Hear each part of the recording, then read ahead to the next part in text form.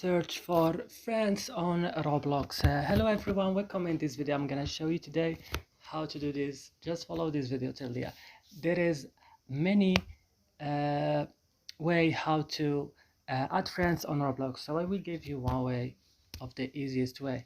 So first you need to open your Roblox, and after this you should come to your uh, settings here, or click just add friends here, or the best way is to come in here to this three line and go into friends and click on this plus here and click search for people. For example, I will search for my friend who is named Rubix. So I will right now add this and this and this and this. So that's it guys, I hope this video is useful for you. Don't forget to like, subscribe in our channel. See you in other videos.